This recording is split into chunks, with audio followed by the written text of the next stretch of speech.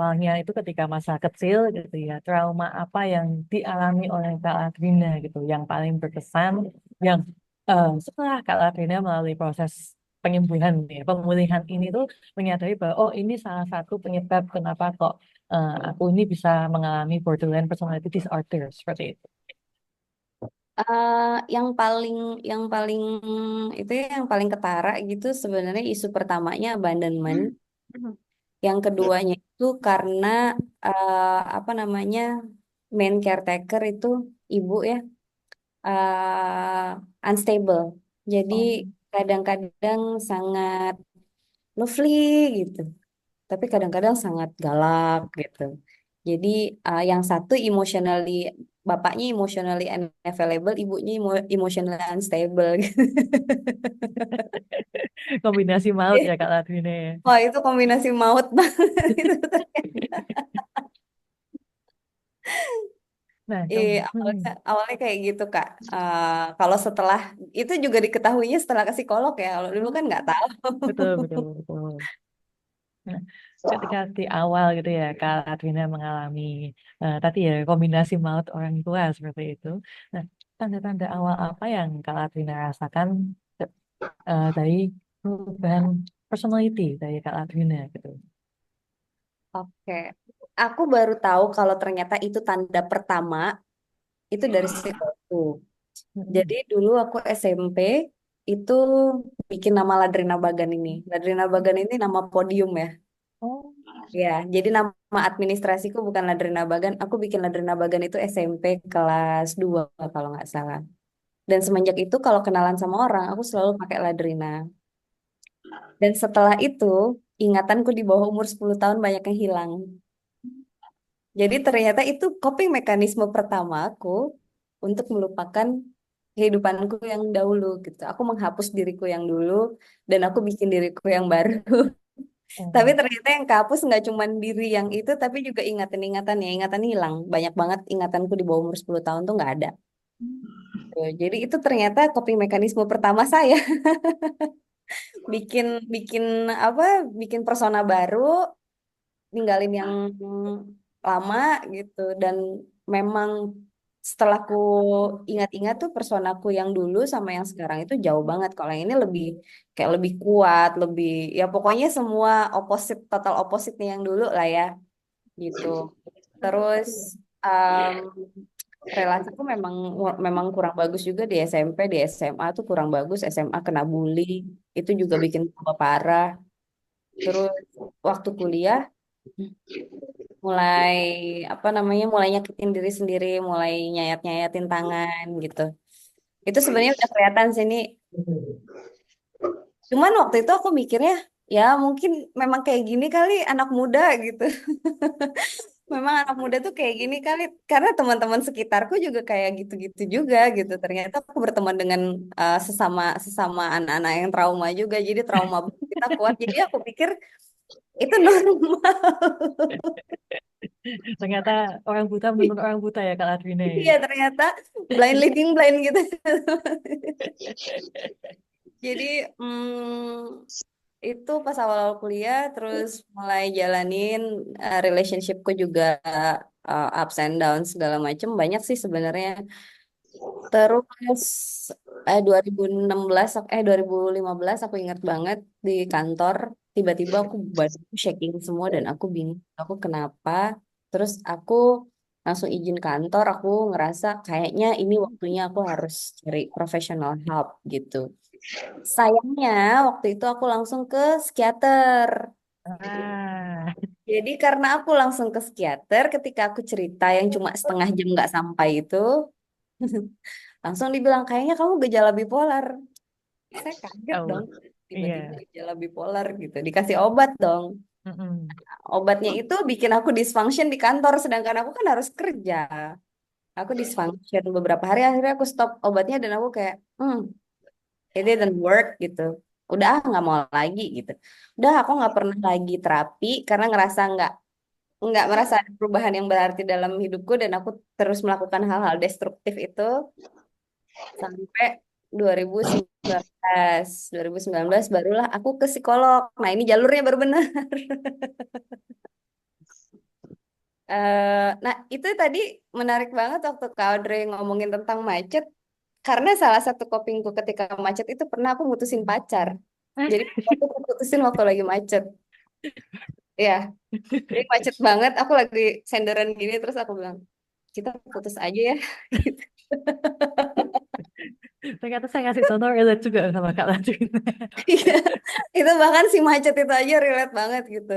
Kalau impulsifnya, impulsifku tuh pindah kota. Aku bisa yang Oh. mutusin, ah udah, aku di Jakarta capek.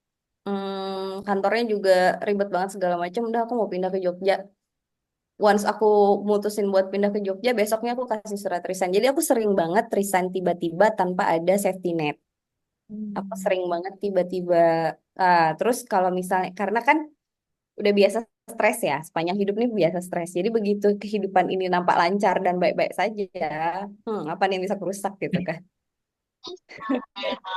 Misalnya karirku bagus, aku punya pacar, hubunganku baik-baik aja, aku punya support, aku punya teman-teman gitu. Pokoknya kalau kehidupanku lagi kayak gini nih, lagi lovey-dovey gitu, itu antara aku resign duluan atau aku putusin pacarku duluan. Oh.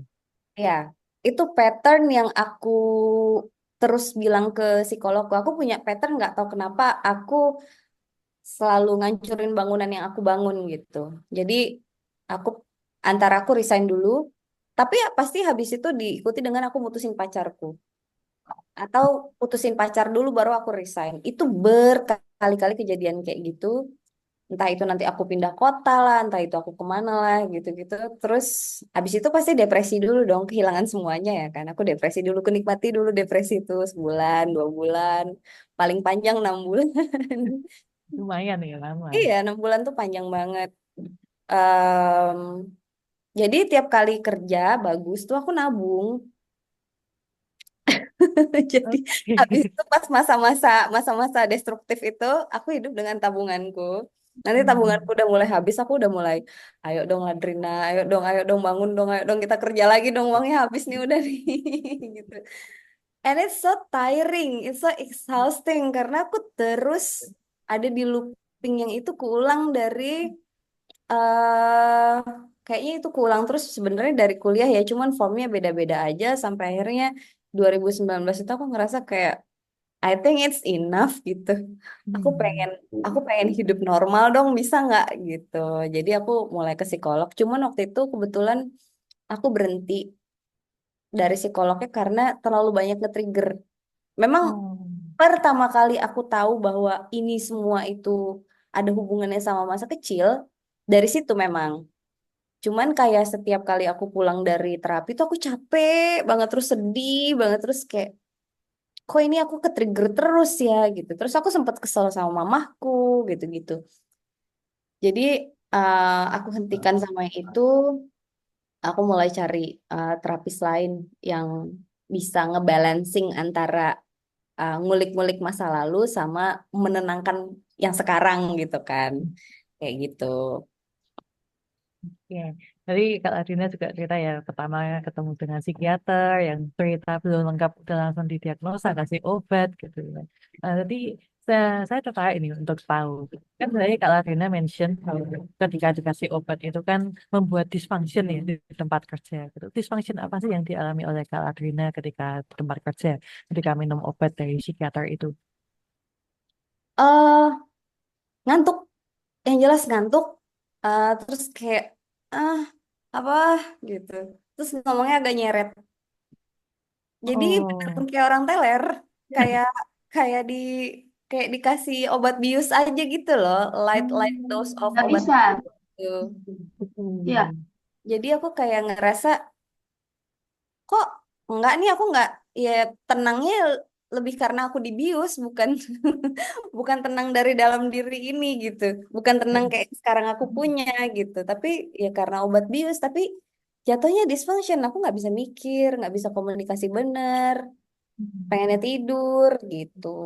Makanya di setelah ini nih aku selalu bilang sama semua orang yang entah punya masalah apapun, aku selalu bilang sama mereka ke psikolog dulu, nanti biar psikolognya yang mutusin kalian butuh psikiater apa enggak. Jangan potong kompas sendirian langsung ngide ke psikiater, jangan. ya psikiater itu domainnya psikolog. Mereka yang mutusin kalian butuh psikiater apa enggak gitu. Menurutku loh ya, sebagai orang yang aku udah 3 kali ke psikiater by the way. Yang pertama itu, yang kedua ada di Jogja ini juga nyobain waktu itu karena ngerasa kayaknya ada yang aneh lagi gitu. Sama kayaknya nggak nyampe 15 menit aku ceritain apa gitu terus dikasih lagi langsung obat terus habis itu aku tebus 600.000.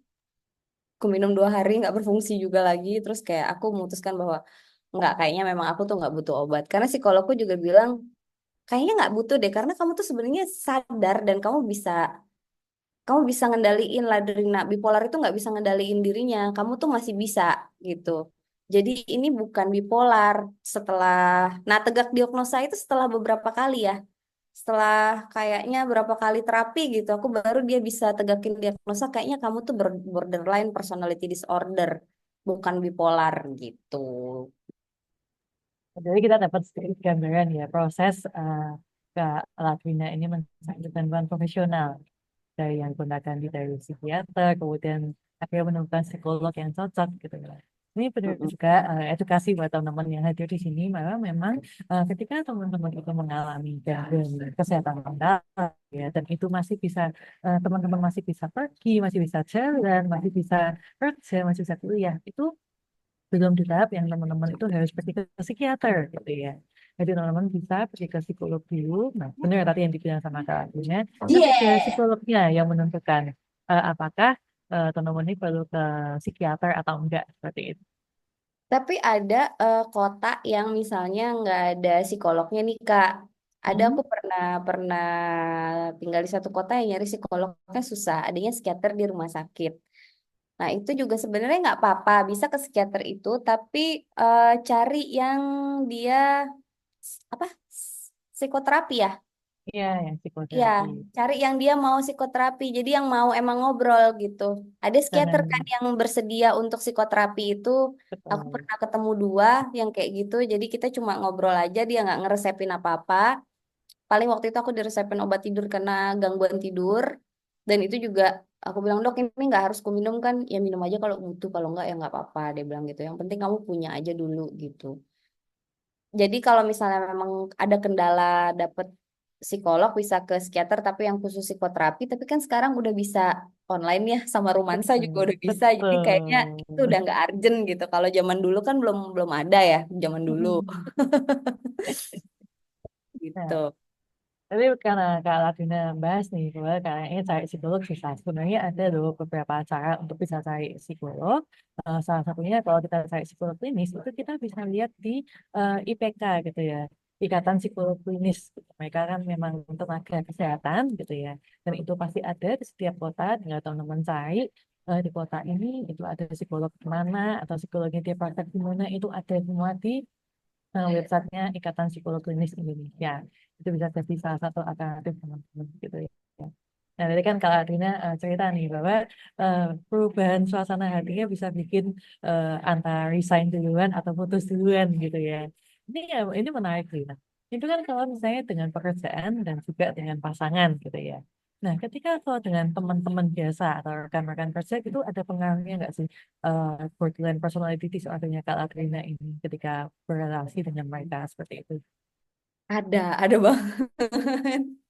Karena pasti ada temen yang kalau kalau anak BPD kan pasti dia nyebutnya FP ya, favorite person. BPD kan selalu punya favorite person. Betul. Dan biasanya favorite personnya itu kalau nggak pacarnya temennya. Kalau aku buat kebetulan pacarku dan temanku. Jadi ada satu di antara sekian banyak teman yang kupunya ada satu yang jadi favorite personku. Nah favorite person ini yang attachmentku paling kuat gitu ya sama mereka. Karena eh tumbuhnya juga dengan ketidakstabilan itu kan aku jadi coping mekanismenya adalah jadi lebih gampang untuk membaca gestur ya. Baca gestur, energi yang orang sebut empati itu impact banget ya orangnya. Traumanya apa nih kalau dia impact banget. Karena aku belum pernah ketemu orang impact yang nggak punya trauma. Pasti ada trauma yang bikin dia harus bener-bener awas gitu ya, ngelihat setiap perubahan sekecil apapun pada orang lain karena dia harus siap-siap jaga dirinya. Oh, ini orang kayaknya bakal ninggalin aku. Oh, atau ini orang bakal marahin aku, bakal mukul aku gitu kan. Jadi karena kebetulan aku punya sensitivity yang sangat tinggi itu, jadi si favorite person ini bener-bener mataku tuh ku taruh di dia. Tiap ada perubahan dikit aja nih energinya atau gesturnya ke aku langsung yang, ah dia kenapa, aku salah apa, aku kenapa, gitu. Jadi it makes friendship itu sangat berat karena pada akhirnya karena aku takut ditinggalin, itu either aku akan ninggalin aja gitu karena ada trigger kecil, atau aku akan berusaha lebih keras untuk jadi teman yang sangat baik supaya aku nggak ditinggalin. Tapi itu dua-duanya destruktif. Aku jadi nggak punya, walaupun aku punya sih pertemanan long term, magically aku punya pertemanan yang cukup long term itu dari SMP, dari awal kuliah, dan ada lagi dari pertengahan kuliah aku punya bestie yang dari dulu bersama. Itu juga aku nggak ngerti itu sebenarnya kayaknya rare ya terjadi di BPD ini karena relationship kami sama temen itu aneh aneh banget gitu kan. Kayak you are my favorite person, either I will leave you atau aku akan melakukan apapun untuk kamu, dan itu resiko taken for grantednya tuh gede banget gitu. Jadinya ya udah aku jadi taker. Ya mostly aku tuh jadi taker. Aku nggak pernah jadi giver dulu gitu karena saking aku pengen mempertahankan beberapa orang di sekitarku gitu. Tapi kalau udah di titik ke trigger banget, ya aku bisa langsung ninggalin orang ini tanpa tanpa ada peringatan gitu. Aku yang langsung cut off. That's it. Kita udah nggak temenan lagi ya. Dan itu bisa terjadinya selamanya. Bisa yang udah kita nggak temenan. Padahal masalahnya itu sepele-sepele, cuman kayaknya triggernya udah aku tabung gitu loh. Oh ya, Din, trigger aku di sini, oke aku simpen. Trigger aku di sini aku simpen. Di trigger terakhir yang aku udah nggak bisa coping lagi, aku tinggalin.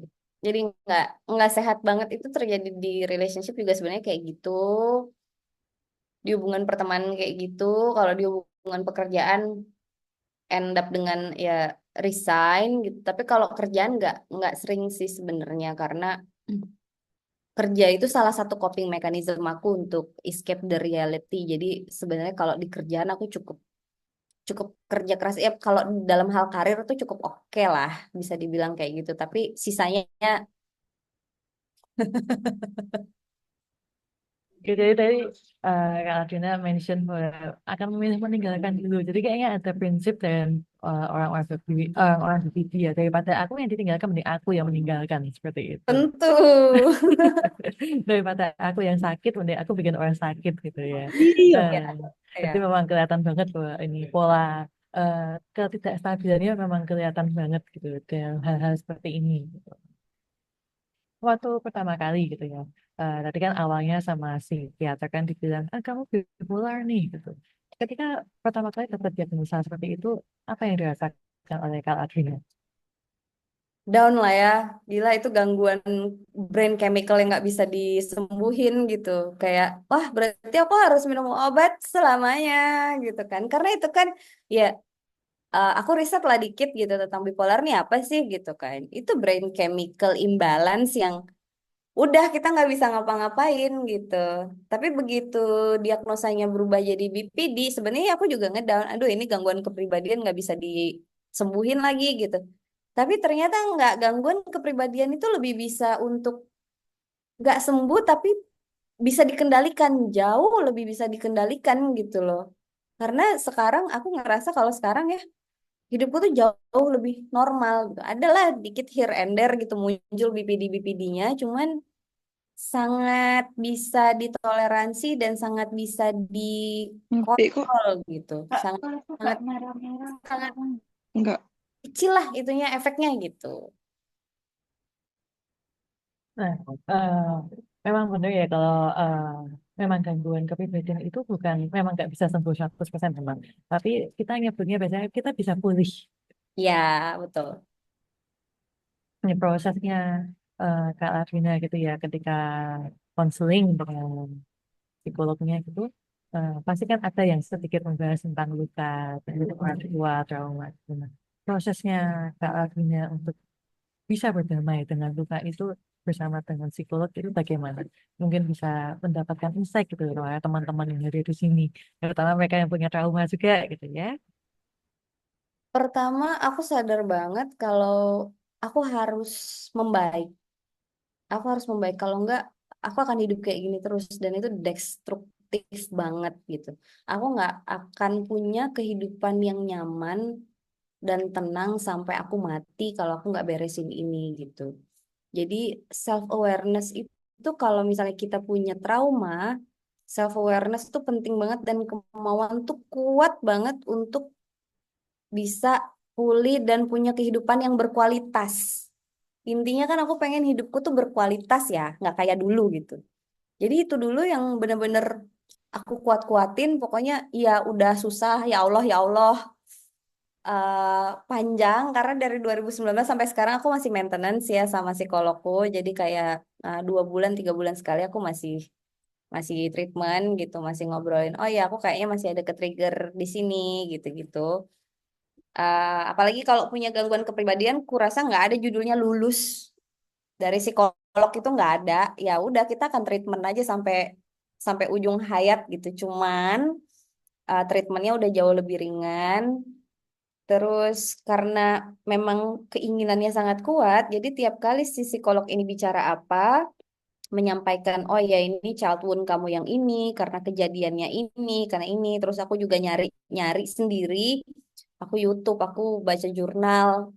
Karena basicnya emang researcher juga, jadi ya udah riset gitu ya tentang itu semua, baca buku kayak It Doesn't Start With You, yang tentang buku tentang generational trauma itu yang kayak gitu-gitu. Jadi oh iya, terus cari-cari metode sendiri karena kan nggak semua psikolog itu akan kasih CBT kan, ngasih metode untuk pemulihan di rumah gitu, nggak ada exercise-nya. Jadi aku bikin-bikin exercise sendiri, coba trial and error sendirian sebenarnya, meditasi, nyamperin si bocah itu, aku samperin satu-satu yang oh ya traumaku yang mana aja, oh yang pas umur 5 tahun, pas umur 10 tahun, yang pas umur berapa, itu aku samperin satu-satu, aku bayangin di kepalaku, aku ketemu sama mereka, aku ngobrol segala macem. Itu nggak sekali ya, itu berkali-kali. Jadi di kepalaku itu pertama kali aku datengin itu, mukanya sedih-sedih banget. Tapi seiring berjalannya waktu, sekarang kalau sesekali aku nyamperin inner childku itu, mukanya udah pada ceria nih, udah pada seneng gitu. Karena inner self aku tuh udah jauh lebih tenang dan senang gitu. Jadi kita juga harus harus usaha sendiri ya, nggak bisa bener-bener bergantung. Oh iya, datang ke psikolog sekali terus enggak nih, aku nggak ada perubahan, nggak akan butuh bertahun-tahun terapi. Kalau misalnya separah aku gitu ya gangguan kepribadiannya, aku rasa itu butuh bener-bener waktu yang lama. Tapi juga nggak bisa bergantung bener-bener sama psikolog. Kita juga harus cari tahu yang paling pas. Aku journaling, meditasi, aku jalan kaki sambil apa namanya ngebiarin isi kepalaku tuh keluar semua. I'm parenting myself, kalau ada apa-apa aku soke soke, jadi kamu maunya gimana, aku harus gimana. Itu penting banget untuk not betraying myself gitu ya. Kalau misalnya dia bilang aku nggak mau keluar hari ini padahal aku udah ada janji sama teman-temanku, terus aku tanya lagi sama diriku kenapa nggak mau keluar gitu, capek, oh ya udah nggak usah. Jadi rasa disupport sama diriku sendiri itu yang bikin self esteemku naik dan yang bikin rasa percayaku kepada diriku itu tumbuh gitu. Oh iya, aku aman ya sekarang gitu. Ladrina tuh udah nggak destruktif lagi. Ladrina tuh udah bisa dengerin mauku gitu. Kalau misalnya nggak mau, kayaknya nggak usah deh temenan sama orang yang itu gitu, misalnya kan udah ada nih kadang-kadang intuisiku, jangan deh kayaknya nggak cocok lifestyle-nya gitu. Kalau dulu nggak, kita cobain dulu gitu. Kalau sekarang nggak maunya, kenapa gitu, karena kayaknya life beda. Oh iya iya, kalau diterusin nanti kita nggak akan nyambung, ya udah aku nggak akan follow up pertemanan itu gitu. Mau itu pertemanan mau itu percintaan, kalau di awal badanku nih rasanya kayak nolak, aku nggak akan maksain gitu. Karena udah pernah pas maksain ya ujung-ujungnya another trauma unlock gitu kan. Jadi memang nyayangin diri sendiri, tapi on the deeper level gitu, bukan yang cuman oh ya ke spa atau apa, aku malah nggak pernah gitu. Aku cuman ngerawat badanku aja, oh rambutku yang penting sehat, badanku sehat, makanku bagus, vitaminku jalan gitu kan. Apalagi what do you need princess gitu, what else do you need gitu. Aku akan nanya sama dia, apa kamu mau apa, kamu mau apa sih nih, pokoknya aku adain buat kamu gitu. Jadi aku treat myself itu kayak kadang-kadang kayak anakku, kadang-kadang kayak my lover gitu, gebetanku gitu. Aku cerita, kamu sukanya apa sih? Kalau kamu suka ayam, ayamnya paling suka kamu diapain sih? Oh, digoreng. Terus pakai sambal ini. Aku mempelajari banget diriku nih, sukanya apa, nggak sukanya apa, sama orang itu maunya gimana, sama favorite personku tuh maunya gimana. Dan once aku tetap masih punya favorite person sampai sekarang. Cuman bedanya aku udah bisa komunikasi sama favorite personku. Gua tuh punya BPD. Keadaannya kayak gini. Dan lu tuh kayaknya favorite person gue. Jadi kalau seandainya gue tiba-tiba nanya sama lo, Mbak lo marah ya sama gue gitu. Lo tenangin aja, lo tinggal bilang aja, enggak kenapa gue harus marah sama lo gitu. Karena itu mungkin terjadi, gue akan nanyain itu karena ada sikap lo yang bikin gue bertanya-tanya, lo marah apa enggak gitu. Jadi ku komunikasikan sama orang-orang sekitar, ini keadaanku. Jadi kalau misalnya aku tiba-tiba bertingkah aneh, kita ngobrol ya, tolong aku diajak ngobrol aja, pasti bisa ngobrol kok gitu. Dan setelah aku melakukan itu dan aku memfilter betul-betul, aku maunya sama orang-orang yang seperti ini, yang ini aku nggak mau, berarti nggak usah aku paksain. Sekarang aku punya lingkup pertemanan nggak banyak, tapi itu bener-bener wah, keren banget. Kayak, eh, Arjen nih, aku butuh ngobrol. Oke, bentar lagi meeting, habis meeting aku telepon balik. Mereka akan kayak gitu. Atau yang kayak, gampang banget tuh buat ngechat. Ih, Ladrina lu keren banget sih, gitu. Yang kayak gitu tuh gampang banget buat didapetin dari orang-orang sekitarku sekarang, gitu. Tapi ya, kita harus prioritasin diri sendiri dulu, baru bisa kita minta orang buat prioritasin kita, gitu. Menurutku gitu. Panjang ya. Nggak apa-apa. Tapi memang benar banget bahwa memang bahkan sebagai psikolog pun gitu ya, ketika psikolog mau memberikan konseling atau terapi, memang disarankan sebagai psikolog pun harus selesaikan dengan diri kita gitu ya. Jadi kalau misalnya dari psikolog aja lagi sedih, lagi stres, lagi capek pun juga nggak disarankan untuk menerima klien gitu. Apalagi kita orang-orang awam yang mengalami kondisi seperti itu. Jadi eh, dan juga itu sampaikan sama Kak Latrina bahwa eh, memvalidasi advokasi untuk diri sendiri memang perlu untuk dilakukan baik untuk teman-teman yang sudah punya gangguan maupun teman-teman yang belum nih. Karena dengan kita semakin sering untuk validasi perasaan kita, validasi emosi kita, dan bisa menyampaikan, bisa menjadi advokat untuk diri kita sendiri, memang itu nanti sama kayak Kak Latrina alami bisa meningkatkan kepercayaan diri, self esteem dan segala macamnya. Jadi kan Kak Latrina cerita ya bahwa ketemu dengan psikolog, psikiater itu kan susah-susah gampang nih. Itu bisa cerita nggak sih prosesnya akhirnya bisa ketemu dengan psikolognya yang bersama dengan Kak Latrina pada saat ini, bagaimana prosesnya? Kok bisa akhirnya cocok sama orang ini? Oke. ah Kalau aku sama yang ini nih karena bedanya apa ya? Aku susah juga jelasin.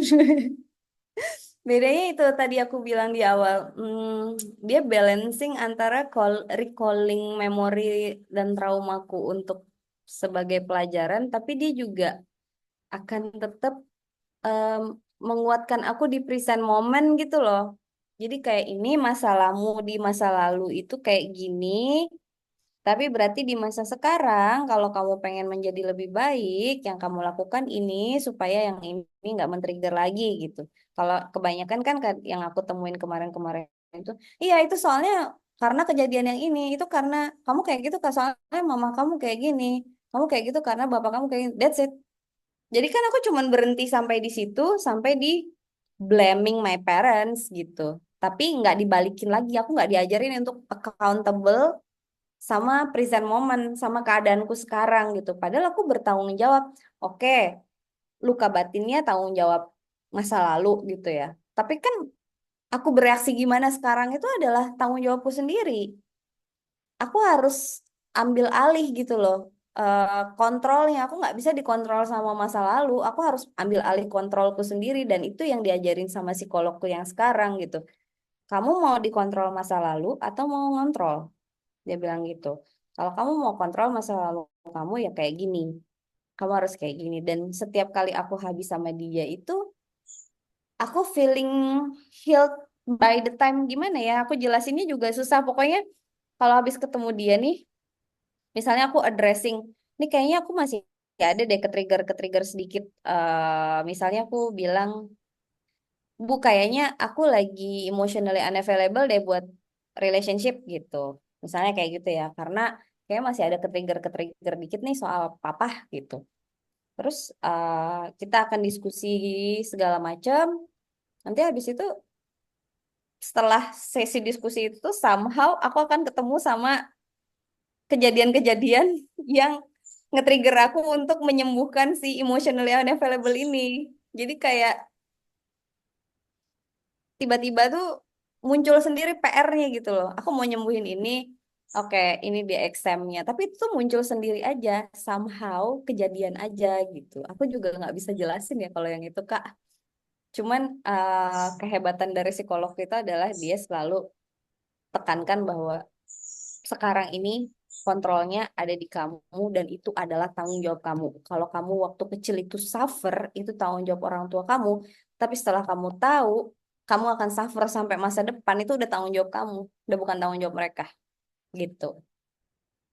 Oke. Memang keren sih prosesnya untuk bisa sampai ke sini gitu. Dan benar banget yang dibilang oleh psikolognya. eh, ini juga untuk teman-teman yang mengalami trauma gitu ya, bahwa yang sudah dilakukan oleh orang tua di masa lalu itu adalah ya memang kesalahan mereka. Tapi apa yang akan kita hadapi pada saat ini itu kan kita yang menghadapi ya, bukan orang tua kita gitu ya. Jadi ya harus kita yang mempersiapkan ini, kita yang harus memperbaiki diri, kita yang harus bisa juga evaluasi mana kurangnya kita, mana lebihnya kita itu yang dikuatkan. Psikolognya sudah melakukan hal yang baik, luar biasa memang. Puji Tuhan gitu ya, kalau akhirnya bisa ketemu dengan psikolog yang luar biasa seperti ini. Itu dia, makanya awet. Itu memang salah satu hal yang akan dihadapi oleh teman-teman gitu ya, ketika mencari psikolog itu ya juga cocok-cocokan gitu ya. Kadang bisa cocok dengan psikolog A, tapi ketika teman merekomendasikan psikolognya sendiri kata kayaknya nggak cocok deh kayak gitu. Itu Hmm. biasa, itu wajar. Itu dia makanya banyak yang gugur ya di proses pemulihan itu banyak yang gugur karena mereka baru ketemu 1 kali atau 2 kali sama psikolog yang tidak tepat, menyerah. Padahal kalau misalnya emang kemauannya emang aku bisa bilang kalau kita healed dari trauma itu dan kita bisa memperbaiki gangguan kepribadian ini, itu kualitas hidup tuh jauh, jauh langit sama bumi kualitas hidupku dulu sama sekarang. And I thank to myself gitu ya. Kamu nggak, makasih ya Ladrina, kamu tuh nggak nyerah buat cari psikolog yang tepat, cari udah ketemu psikiater yang traumatis kayak gitu masih tetap oke, ayo kita cari temu another psikolog yang bikin traumanya tambah menyakitkan, ayo nggak apa-apa kita pindah lagi psikolog lain, selalu kayak gitu, walaupun sambil ya Allah sambil bayar bilnya juga pedih gitu, tapi bill itu beneran nggak seberapa dibandingkan sama kualitas hidup yang aku dapatkan ketika pada akhirnya aku membaik gitu. Ternyata sebagai BPD aku bisa loh hidup normal. Ternyata aku bisa loh nggak destruktif. Ternyata aku bisa tinggal di satu rumah. Sekarang udah masuk mau mau nerusin tahun ketiga gitu. Ternyata aku bisa nih nggak tiba-tiba kepengen pindah kota lagi. Ternyata aku bisa konsisten. Kupikir dulu aku nggak bisa konsisten. Ternyata aku bisa konsisten. Ternyata aku bisa lulus S2 karena dulu nggak bisa kan. 2 tahun itu kan adalah komitmen yang lama ya buat orang BPD itu 2 tahun itu lama banget. Dan pada akhirnya ketika aku oh ternyata 2 tahun aku lewatin dan oke gitu hasilnya. Terus aku naikin challengeku lagi. Oke, habis ini kita PhD ya yang 4 tahun gitu. Jadi dan aku pede. Kalau dulu aku nggak, dulu aku akan mempertanyakan diriku, emang bisa nggak quit di tengah jalan, emang bisa nggak kabur di tengah jalan ketika things get hard gitu. Oh bisa kok, kalau Ladrina yang sekarang bisa gitu. Keren. Semoga beneran bisa ditempuh ya PhD-nya. Nanti kita bisa ketemu lagi. Kak Adrina udah ada titel PhD-nya. Keren Amin. banget. Amin. Ya. Tadi Kak Adrina ketika sharing ada tuh mention tentang coping mechanism gitu ya. Mungkin bisa cerita nih, coping mechanism yang dulu Kak Adrina pakai dengan yang sekarang itu bedanya seperti apa? Oke, ya itu bener banget. Coping mechanism tuh beda banget. Em, Coping mechanism aku dulu itu nyakitin diri sendiri, jelas tentu saja. Terus, tapi itu berhenti di 20-an awal udah mulai berkurang. Cuman kadang-kadang masih, kalau sakit banget rasanya, nggak tahu sakitnya mau dibawa kemana, akhirnya aku sakitin badanku gitu. Terus punya relationship yang entah tiba-tiba relationship itu ada, tiba-tiba relationship itu tidak ada. Jadi aku bisa aja yang kayak cuman suka, belum belum tahu nih orang siapa, nggak apa-apa ya kita pacaran aja gitu. Kayak 2 bulan kemudian, kayaknya nggak deh. Sebenarnya aku tuh nggak suka-suka banget sama kamu. Jadi mohon maaf saya undur diri gitu. Jadi tim mantanku tuh banyak karena itu, karena yang bisa tiba-tiba, ih lucu nih pacarin gitu, atau seminggu gitu. Enggak deh kayaknya. Ternyata aku nggak pengen pacaran sama dia gitu. Itu ada coping mechanism kayak gitu. Terus ya itu antara melakukan segalanya untuk seseorang atau aku tinggalin sekalian. Terus impulsif, memang yang tiba-tiba pindah kota, tiba-tiba itu beneran pindah kota sebarang barangku semuanya. Hari ini aku mutusin pindah waktu itu dari Jogja mau pindah ke Semarang. Minggu depan aku udah di Semarang, udah tinggal di Semarang aku. Jadi se ekstrim itu. Apa lagi ya? Kalau misalnya marah itu marah, meledak marahnya, terus bikin cause a scene gitulah, bikin kejadian apalah gitu yang bikin orang lain juga jadi trauma gitu kan. Versus sekarang kalau misalnya ada apapun yang bergejolak di badanku, aku akan pause. Aku akan masuk kamar terus habis itu kebetulan kebetulan karena aku tuh paham banget bahwa aku nggak punya energi untuk 9 to 5. Jadi aku memutuskan untuk sebisaku cari kerjaan itu yang nggak 9 to 5, yang aku masih bisa. Jadi aku paham banget bahwa memang aku nih udah nggak bisa ditaruh di 9 to 5. Kalau aku paksain, tetap aja aku akan destruktif gitu. Jadi aku sebisaku aku cari yang nggak 9 to 5. Jadi kalau ketika energiku lagi low banget, dia mintanya aku beneran masuk kamar aja selimutan di bawah AC, ya udah aku selimutan aja sambil kenapa gitu, yang dirasain apa, kok sakit dadanya, oh sedih, sedihnya kenapa. Jadi tiap kali aku mau bereaksi karena marah, karena sedih, kalau dulu kan reaktif banget nih, sekarang tuh enggak. Aku berdua dulu sama diriku, aku berdua apa sendirian ya itu jatuhnya. Jadi aku tenangin dulu diriku gitu, aku tanya dulu kenapa marah gitu. Jadi misalnya marah sama orang itu aku proses dulu kenapa sih aku marah, dia nge-trigger yang mana dari diriku sih, atau emang kelakuannya dia aja yang nyebelin atau apa gitu. Aku ambil waktu sehari 2 hari buat ngeproses itu semua, baru habis itu aku akan ngobrol sama orang yang baik-baik. Aku akan ngajak ngobrol, tahu nggak sih kemarin tuh sebenarnya aku kesel loh sama kamu soalnya gini gini gini gini. Perasaanku sih kayak gitu. Kamu kenapa ya kemarin tuh kayak gitu? Aku udah bisa kayak gitu. Kalau dulu udah ya, gue nggak mau tahu lagi sama urusan lo, bye gitu. Kalau sekarang tuh bisa kayak gitu. Atau kalau sedih, dicari tahu sedihnya apa. Journaling, kadang aku ngomong sendiri di rumah. Aku suka podcast sendirian di rumah karena kan aku tinggal sendiri ya di rumah. Dia suka podcast sendiri gitu, kayak duduk gitu di meja sambil kenapa deh, kenapa sih gitu. Suka ngobrol sendiri gitu-gitu. Jadi eh coping mekanismeku adalah relationshipku sama diriku sendiri tuh jauh lebih bagus. Oh ya dulu juga kalau seandainya sakitnya sakit banget, aku pasti kebawa mabuk-mabukan gitu kan, alkohol. Excessive alcohol consumption itu pernah banget. Kalau sekarang jatuhnya kalau pengen minum alkohol cuma buat senang-senang malahan. Bedanya gitu. Bedanya kalau dulu alkohol itu buat ngilangin rasa sakit yang cuma sebentar, besoknya sakit sebadan. Kalau sekarang itu buat senang-senang gitu. Oke, kalau artinya kan mungkin juga paham ya bahwa di masyarakat terutama di Indonesia tuh orang-orang yang berpsikolog atau psikiater atau yang punya masalah kesehatan mental itu punya stigma yang buruk. Bagaimana sih pandangan Kak Arina eh, kalau dengan teman-teman yang mengalami hal seperti ini untuk menghadapi stigma seperti ini supaya teman-teman itu nggak salah hilang ketika mau mencari bantuan ke profesional. Oke, kalau stigma itu kebetulan tidak tahu kenapa kalau di sekitarku aku tidak mengalami stigma itu ya. Cuman aku bisa bilang stigma itu kadang-kadang kita akan dengerin orang lain itu kalau kalau kita meyakini itu kan. Kalau kita nggak yakin kan enggak ya. Jadi pergi ke psikolog itu buatku kadang-kadang nggak harus kita punya masalah mental loh. Nggak harus nggak harus aku lagi ini enggak, karena kita itu kan nggak punya SOP sebagai manusia. Ya kan, kita hidup ceprot, lahir, nggak ada SOP-nya. Paling dikasih-kasih nasihat lah dikit sama orang tua ya kan. Tapi kan sisa-sisanya eh, gimana cara bereaksi ketika ini terjadi, gimana cara kita menanggapi kejadian A, B, dan C, itu kan nggak ada ya.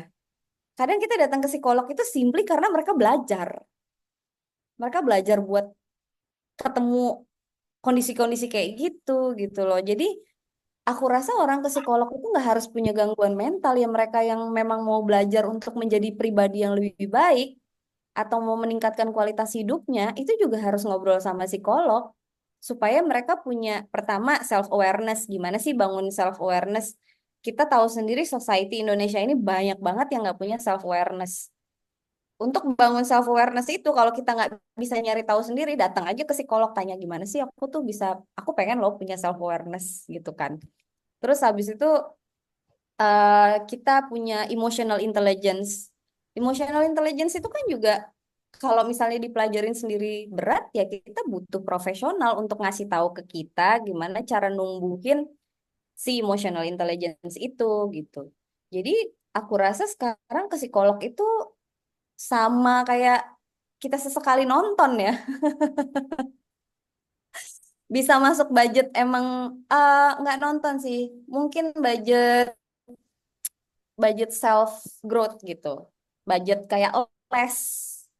Ada yang butuh bahasa Inggrisnya lebih baik, dia les bahasa Inggris. Nah, ini aku butuh untuk menjadi pribadi yang lebih baik sehingga aku les kepribadian di psikolog karena mereka yang mempelajari itu gitu. Kayak gitu sih. Ada satu tadi yang aku pengen sampein Kak, kebetulan yang paling mengganggu apalagi di childhood trauma ya. Aku berapa kali dulu dikasih tahu sama psikologku untuk jaga jarak sama orang tua dulu. Karena yang paling nge-trigger itu kan pasti orang tua ya. Ya, datangnya dari mereka, triggernya dari mereka. Kebetulan aku bisa melakukan itu sama papaku dan aku pulih bersama sama mamahku. Jadi mamahku tuh sangat suportif sekarang. Cuman dulu itu ada cognitive dissonance. Apa bahasa bahasa penjelasan Indonesianya gimana ya, Kak? Jadi Eh, ada kesalahan pola pikir, ya, jadi aku macam gitu. merasa merasa kok ngejauhin orang tua sih, di agamaku nggak diajarin, Ya, itu nanti sering ada. dosa. Ya. Tuh, jadi itu apa namanya, tarik menarik antara keyakinan bahwa kalau kita jaga jarak sama orang tua, gimana pun juga orang tua ini orang tua kita. Kita kan diajarinnya gitu ya.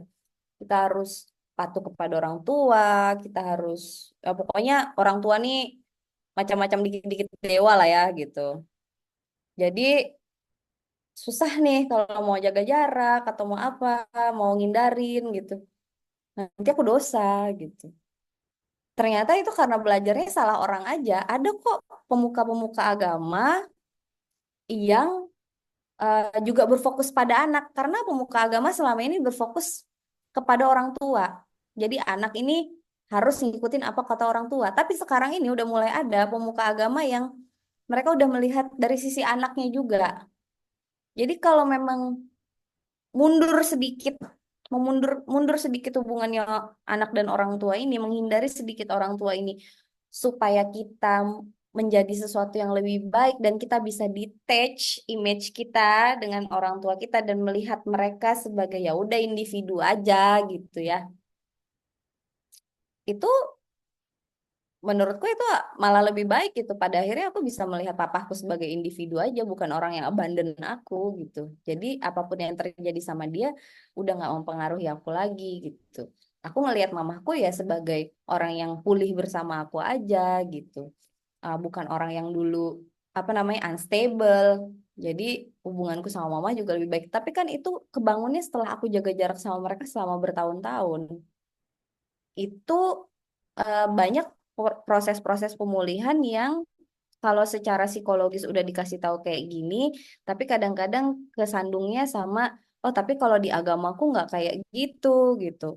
Nah itu jalan tengahnya adalah coba cari cari juga sama kayak cari psikolog, cari guru agama juga yang bisa ngesupport proses pemulihannya kita. Jangan sampai guru agama ini bikin proses pemulihannya kita tambah berat. Jadi antuk-antukan nih antara psikolog kita sama kepercayaan kita nih jangan sampai kayak gitu gitu. Jadi usahakan cari yang bisa ngeblend kayak gini gitu. Oke, berarti kalau tadi ceritanya Kak Aruna itu eh, orang tuanya mau proses, utama mama, gitu ya, kemudian bisa ketemu dengan psikolog yang baik, yang mendukung perkembangan psikologisnya Kak Aruna, ketemu juga dengan eh, pemuka agama atau guru agama yang bisa memahami juga dari sisi orang yang memiliki masalah kesehatan mental, dan juga teman-teman atau rekan-rekan yang bisa mengerti kondisi Kak Aruna, gitu ya. Ya. Nah, kira-kira ada nggak sih pesan-pesan atau nasihat-nasihat yang bisa disampaikan oleh Kak Arina untuk teman-teman yang mungkin mengalami trauma atau yang mungkin merasa ada yang salah dengan kesehatan mentalnya tapi takut untuk cari bantuan? eh ya kalau misalnya pertama proses penyembuhan mental itu berat dan panjang. Tapi ya kita tinggal pilih aja kan semua pilihan dalam hidup ini pain, ada mengandung unsur pain ya. Kita pilih aja kita mau hidup kayak gitu terus dengan pain yang sama berulang sampai kita mati, kita nggak sempat menikmati kehidupan kita yang sebenarnya. Atau kita mau ngelewatin pain beberapa tahun, tapi setelah itu kita bisa menikmati kehidupan itu gitu. Karena kehidupanku yang dulu itu capek banget aku ngebayanginnya juga kayak how could you gitu loh. Kok kamu bisa bertahan di situ aku bingung gitu. Cuman ya dengan proses yang bertahun-tahun, bayar, nyisihin uang, nangis-nangis di ruang terapi, itu paid off dengan sekarang itu benar-benar somehow aku menarik hal-hal yang sangat baik ke dalam hidupku ya pekerjaan yang sesuai sama kebutuhanku gitu. Ternyata aku bisa nemu oh passionku tuh ada di sini.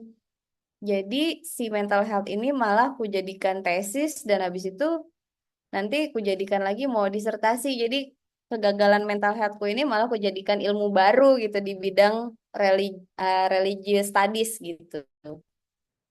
Em, Punya teman-teman juga karena udah tahu maunya apa, jadi milih temennya juga udah bener. Kalau misalnya mau PDKT juga jadinya kayak lebih milih gitu, kayak nggak ini sih kayaknya cuman akan bikin another trauma nggak dulu gitu. Terus sendirian itu terasa menyenangkan karena hubungan sama diri sendiri tuh udah baik banget ya. Jadi aku kayak sendirian di rumah tuh happy happy aja, aku bisa nari-nari gitu. Oh ternyata hidup tuh gak susah ya gitu. Ternyata hidup itu sangat bisa tenang gitu. Ternyata hidup itu sangat bisa menyenangkan. Ternyata guling-guling di kasur aja tuh bisa menyenangkan sekali gitu. Ternyata pertemanan itu ada yang bisa stabil. Em, Ternyata aku bisa kok nggak kecanduan kortisol lagi gitu. Sekarang kalau dulu kan aku cari kortisol terus kan, wah nggak ada masalah, oke kita bikin gitu. Kalau sekarang, wah ada masalah sekecil apapun, aduh ini gimana ya ngefixingnya, aku nggak mau, aku nggak mau stres gitu. Ya tapi kalau emang lagi masanya stres ya udah gitu. Ya udah stres aja dulu dijalanin aja stresnya sehari 2 hari baru kita cari jalan keluarnya gitu. I promise you kalau memang mau ngejalanin prosesnya, ternyata hidup setelah heal itu enak banget. Eh, Ternyata hidup itu enak banget gitu, nyenengin banget kok. Yang gitu. Oke, luar biasa sharingnya Kak Latrina pada siang hari ini. Kita bisa kasih tepuk tangan, mungkin bisa kasih reaction, tepuk tangan untuk Kak Latrina. Oke, sekarang kita mau buka sesi tanya jawab untuk Kak Latrina. Kalau ada yang mau tanya, silakan raise hand. Nah, nanti akan diberikan kesempatan untuk bertanya. Silakan. Ada yang mau bertanya mungkin?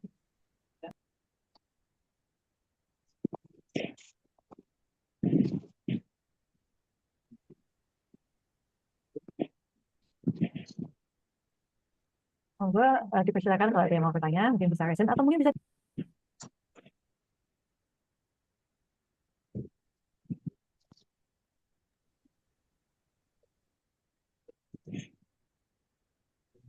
Kalau nggak ada yang nanya, saya dulu deh yang nanya ada Kak Latrina. Oh, ada yang tanya. Oke, ini dari Kak Raisa, dari psikolog yang memunculkan keinginan Kak Latrina untuk bangkit kembali. Oh, itu tadi yang aku sampein, kata psikologku. Ya trauma kamu memang tanggung jawab orang tua kamu, tapi hidup kamu sekarang dan masa depan kamu itu tanggung jawabnya kamu. Jadi kamu mau kendaliin traumamu sekarang atau kamu mau dikendaliin sama traumamu seumur hidup? Karena benar kalau seandainya aku nggak kendaliin traumaku, ya udah aku akan ngulang-ngulang kayak gitu terus. Enak dikit, punya pasangan, punya kerjaan, aku hancurin salah satunya, terus yang satunya juga. Aku akan ulangin itu terus. Bosen dikit di sini, tenang dikit di sini, aku pindah ke sana gitu. Aku nggak akan punya eh, relationship yang settle, aku nggak akan punya temen yang settle, kerjaan settle, aku nggak akan punya tempat tinggal yang settle, aku nggak akan punya itu semua gitu kalau aku terusin terus gitu. Oke, terima kasih atas jawabannya Kak Latrina.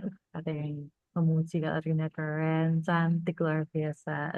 Ada yang tanya nih Kak Latrina. Kak, dari Risan Aulia Putriana Muda. Gitu. Kak izin bertanya, apakah pengidap BPD akan sulit membangun boundaries untuk dirinya karena takut ketinggalan? Monggo dijawab Kak Latrina.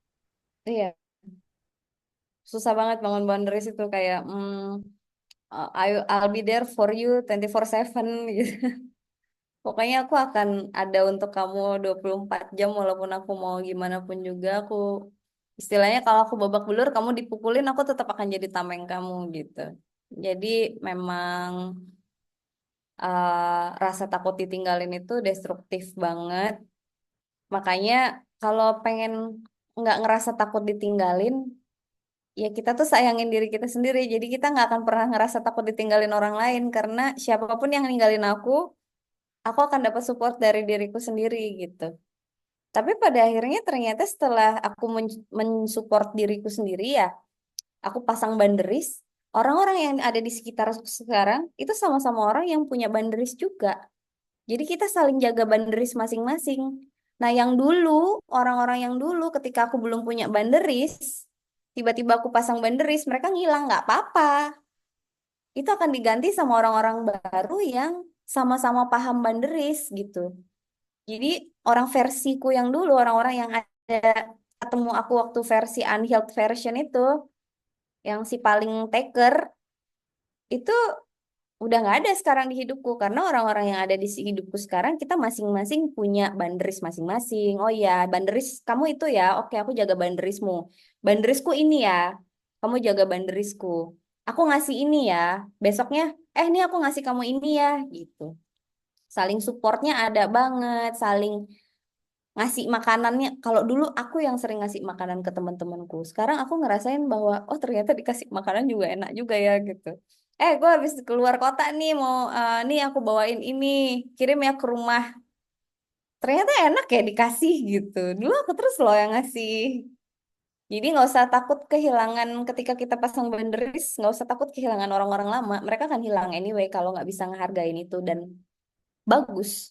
Kita akan ketemu orang baru kok, pasti. Oke, tapi emang harus belajar untuk bikin boundaries ya Kak Ladrina ya. Harus. Karena nggak sehat, nggak punya boundaries tuh capek loh. Capek banget. Oke, terima kasih Mbak Alvina. Ada pertanyaan lagi dari Kak Alicia Roshida Pratiwi. Halo Kak, aku izin bertanya. Kalau temanku ada yang punya childhood trauma, akibatnya dia agak kesulitan dalam menentukan tujuan hidup mau dibawa kemana. Karena dia menganggap kalau yang aku untuk berbuat siapa, gitu kan. Kira-kira kalau aku sebagai teman, apa langkah yang paling sederhana yang bisa aku berikan untuk menyupport dia ya Kak? Terima kasih. Ah, oke. Ya, aku pernah kok di momen hidup ini buat apa? Capek banget lagi gitu. Capek banget lagi. Tapi momen aku menemukan aku hidup buat apa itu ada dua hal sih. Yang satunya itu untuk diriku sendiri, yang satunya lagi karena ada sesuatu yang mau aku lakukan untuk society gitu. Karena ya aku pengen hidup karena aku pengen meneliti ini dan penelitianku ini akan berdampak kepada orang-orang lain yang mengalami apa yang kualami. Cuman kan dulu aku mempelajari itu semua sendirian ya. Jadi capek banget gitu. Jadi aku berusaha untuk jadi kompasnya nih, biar orang-orang yang sendirian banget gitu. Ada aku loh gitu. Aku udah ngelewatin itu. Nih aku kasih tahu. Kalau dulu kan nggak ada yang gituin aku gitu. Jadi itu salah satu tujuan yang bikin aku tahu, oh aku mau hidup buat apa untuk society ya, serving the society itu. Terus yang satunya lagi yang untuk diriku sendiri itu aku temuin ketika snorkeling di Lombok. Jadi waktu snorkeling di apa namanya Gili itu bagus banget. Aku sampai giggling sendiri gitu sambil snorkeling tuh sampai ketawa-ketawa sendiri karena saking bagusnya ikannya, terumbu karangnya semuanya. Terus yang oh aku tuh hidup buat ini. Aku tuh hidup buat ngeliatin yang bagus-bagus ini gitu. Oke deh, aku mau ngeliat hal bagus lain gitu. Jadi sebenarnya kita hidup buat apa tuh kita temuin aja gitu based on apa yang kita mau. Jadi kalau misalnya memang hubungan sama diri sendiri bagus, itu kan kita jadi tahu ya. Diri kita nih sebenarnya maunya apa sih? Aku tuh maunya lihat pemandangan indah gitu. Jadi aku akan terus bertahan hidup demi bisa ngelihat terumbu karang di tempat lain, demi bisa ngelihat pemandangan-pemandangan yang bikin aku wah gitu di tempat lain. Itu yang untuk diriku sendiri dan untuk yang lainnya ya aku pengen terus hidup karena aku mau melakukan penelitian ini dan aku pengen penelitianku tuh berguna buat orang-orang yang ada di momen aku dulu gitu. Kayak gitu sih. Jadi kita temuinnya organik memang. Memang memang harus bener-bener mau.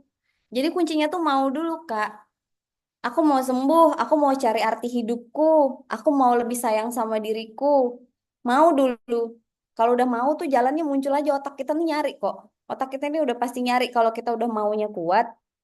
Otak kita tuh udah pasti cari gimana caranya kita mendapatkan kemauan itu. Gitu. Jadi mau dulu. Oke, berarti kalau misalnya eh, si Kak Alfia ini mau mendampingi temannya gitu, yang perlu dilakukan berarti mendampingi supaya dia punya motivasi gitu ya Kak, untuk menemukan Mm-mm. tujuan hidupnya seperti Mm-mm. itu. Misalnya kayak diajakin jalan-jalan, diajakin makan enak gitu misalnya. Kamu pengen gak sih hidup cuma buat nyobain makanan enak di mana-mana?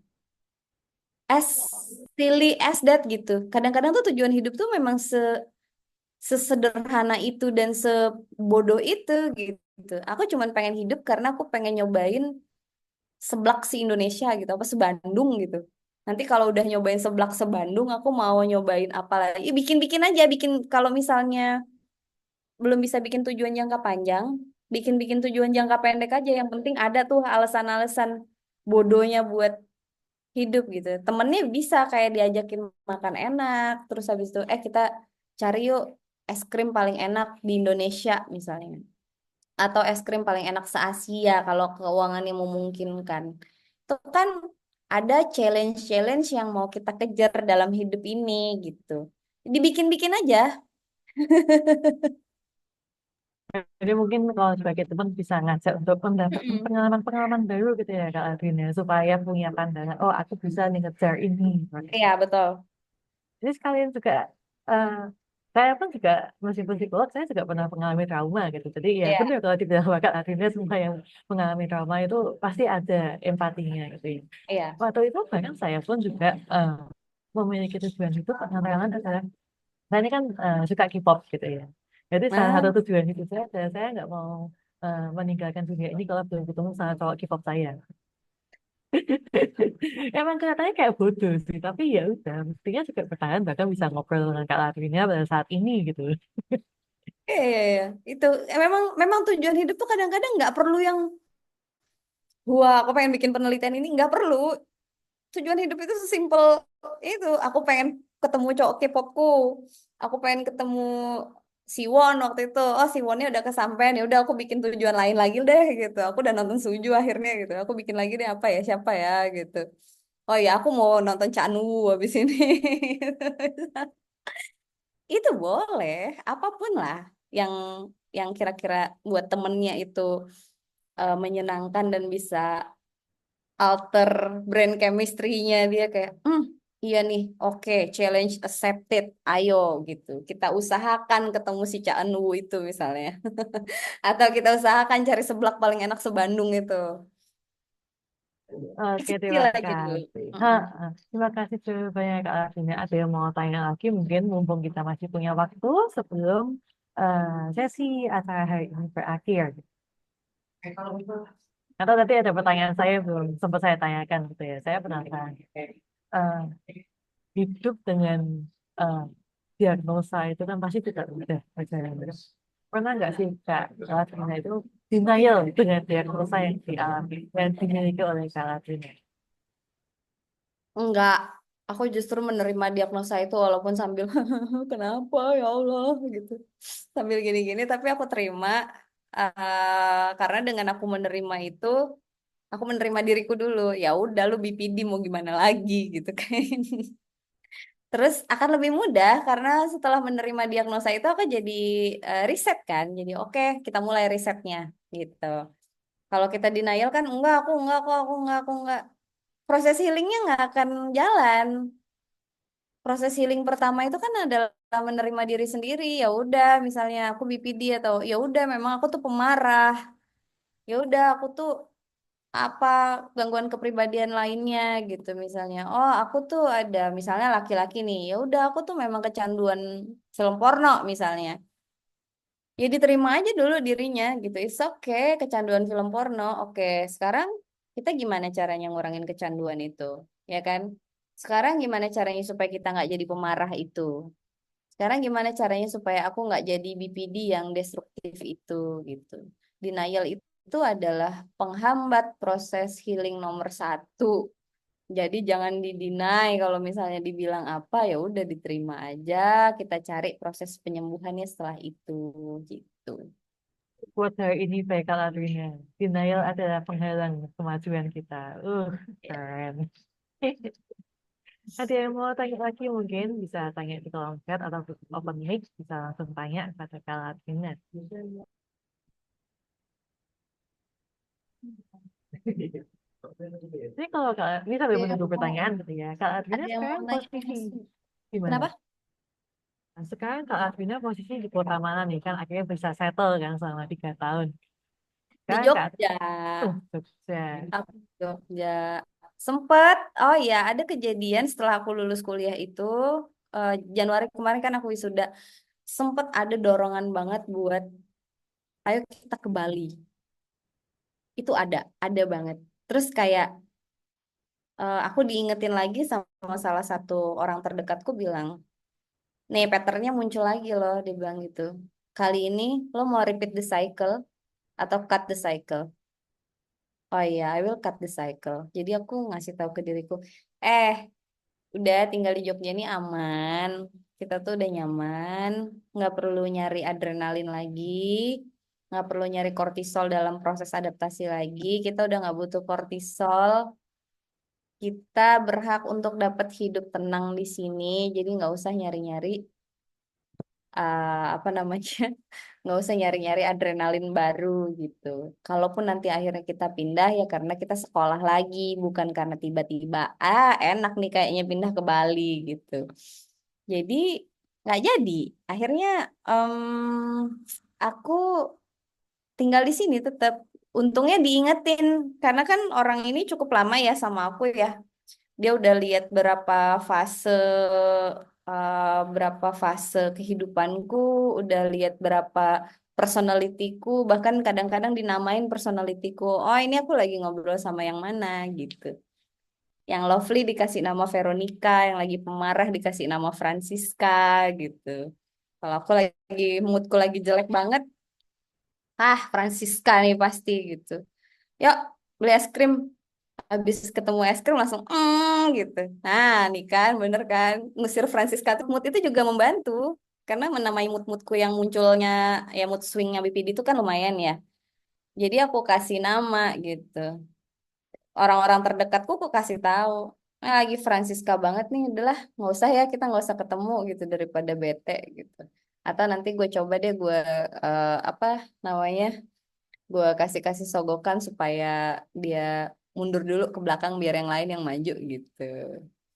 Jadi aku sangat beruntung karena aku punya beberapa orang dekat yang cukup panjang ada di dalam hidupku dan ngelihat banyak versiku dan mereka paham patternku somehow gitu. Jadi ada yang bisa ngingetin aku buat Drin, it's your pattern loh gitu. Mau diulang apa mau di-cut? Oh iya ya. Iya iya iya, enggak deh gitu. Oke, berarti kalau misalnya ada teman-teman di sini yang ada di Jogja gitu ya, kalau ketemu Kak Adrina boleh dong sapa-sapa sama Kak Adrina. Boleh, aku tuh lagi apa namanya kadang-kadang kalau lagi senggang gitu suka buka curhat gratis gitu loh, iPhone gitu. Ayo curhat sama aku.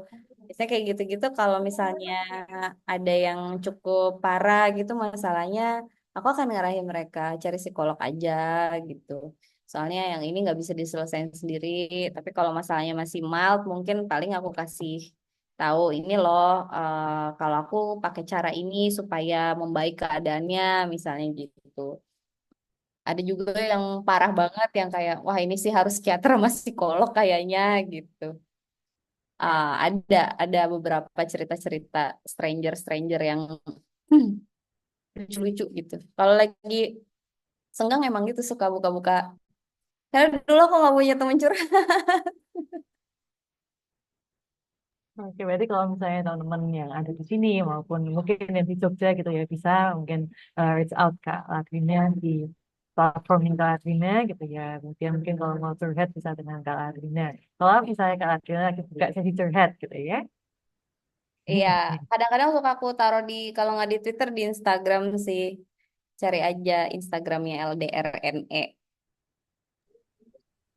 Boleh banget, jadi kalau teman-teman yang hadir di sini, kalau mau kepoin lebih banyak tentang Kak Adrina, bisa nanti ya kita cari di Twitter atau di Instagramnya Kak Adrina. Mungkin nanti bisa di promosi Instagramnya apa. Oke. Oke, Kak. Nah, Ada kita, yang mau nanya lagi nggak langsung? nah, kayaknya nggak ada di Kak Adrina. Oke. Nah, karena juga kebetulan waktu kita sudah mendekati akhir gitu ya, kalau Adina waktu kita sudah menunjukkan hampir setengah tiga gitu ya. Maka acara talk show hari ini sudah selesai. Jadi kita juga mau terima kasih dari Rumah Sakanya mau terima kasih kepada Kak Adrina sudah mau untuk sharing, sudah mau berbagi tentang pengalaman Kak Adrina. Dan untuk teman-teman yang ada di sini, jangan lupa bahwa kami dari Romansa masih ada sesi berikutnya dalam rangkaian acara Mental Health 2024. Acara berikutnya akan ada di tanggal 20 Oktober 2024 ini. Informasi lebih lanjut bisa dicek di Instagram romansa.id. Gitu ya, teman-teman. Terima kasih atas kebersamaan kita di siang hari ini. Dari admin, kita perlu dokumentasi nggak ya? Boleh, Kak. Oke, bisa tolong dibantu ya admin ya. Oke. Aku bantu untuk screenshot ya, teman-teman. Mungkin yang belum on cam boleh banget on cam. Aku mulai. 1, 2, 3.